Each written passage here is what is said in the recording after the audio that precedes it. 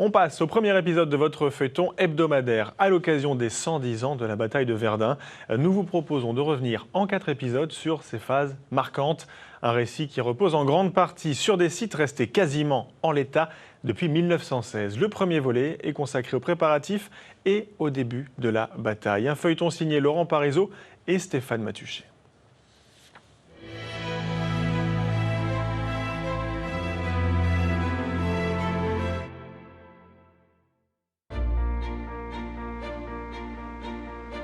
Sur les hauteurs du village des vieux métiers d'Azannes, dissimulés par la forêt, les restes d'un ancien camp allemand de la Première Guerre mondiale. Plusieurs éléments comme ces rails ont été retrouvés sur le site. Le travail des bénévoles a permis de reconstituer une partie de cette base de repos qui a servi de centre logistique pendant la bataille de Verdun. On avait des sections de 25, 50 et 75 hommes par strate. On va retrouver donc des infrastructures différentes sur le site, des cantonnements, des petits abris, un espace de cantine, du matériel pour travailler. On voit derrière moi tout ce qui va être la forge qui va falloir officier sur le site. Là, on a une petite scierie qui est juste à côté de nous, mobile, qui se déplaçait de camp en camp pour construire les stollen, les fameux souterrains, qu'on va retrouver tous les 25 à 30 mètres tout au long de la côte. Ici, on avait sur toute la côte de Romagne, qui est quand même relativement longue, on a eu jusqu'à 18 000 soldats, des grandes compagnies qui se sont relayées. Il a fallu approvisionner, nourrir, et puis approvisionner en matériel tous ces militaires qu'il fallait loger sur le camp de Romagne sous les côtes.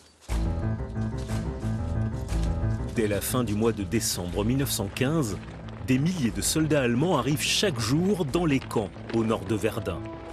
Informé des préparatifs d'une grande offensive franco-britannique dans la Somme, le général Erich von Falkenhayn a décidé de frapper le premier. Les nombreuses reconnaissances aériennes ont confirmé la faiblesse des défenses autour de Verdun, dont les forts ont été désarmés. L'offensive doit permettre de percer la ligne de front. Pour atteindre cet objectif, plus de 1200 pièces d'artillerie de tout calibre ont été réunies. Parmi elles, un canon de marine de 380 mm installé dans une immense cuve en béton. Un monstre de 220 tonnes tirant des obus de 750 kg qui pouvait atteindre Verdun et tous les forts des alentours. Personne n'avait pu imaginer à la veille de la guerre et même à la fin de l'année 1914, lorsque le front se stabilise, une puissance de feu aussi puissante. C'était inouï. Alors les Allemands, en ayant concentré autant de moyens d'artillerie, autant d'hommes, avaient pour objectif d'entrer rapidement dans la ville. Ce n'était pas de saigner l'armée française, ça c'est une construction a posteriori, bien après la guerre, pour justifier que Verdun était une pompe à sang. Le défilé de la victoire dans Verdun était prévu. 2-3 jours plus tard maximum, les Allemands devaient être dans Verdun.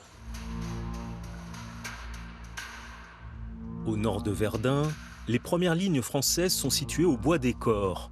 Le secteur est placé sous le commandement du lieutenant-colonel Drian. Des activités suspectes ont été constatées dans les positions allemandes, distantes de quelques centaines de mètres. L'interrogatoire de prisonniers confirme qu'une offensive est imminente. Initialement prévue pour le 12 février 1916, elle doit être repoussée en raison des mauvaises conditions météorologiques. Un court répit que mettent à profit les Français pour renforcer leur défense et creuser des abris.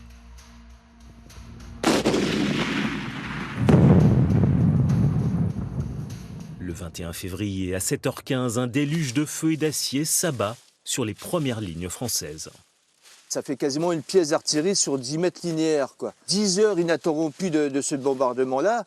Donc là, normalement, en face, il y aurait dû ne plus avoir de résistance, Et là, on leur avait dit, de toute façon, avec ce qu'on va leur mettre dessus, vous pourrez sortir de la tranchée, l'arme à la bretelle. À 17h, lorsque les troupes d'assaut allemandes s'élancent, elles découvrent que des soldats français ont survécu, contre toute attente.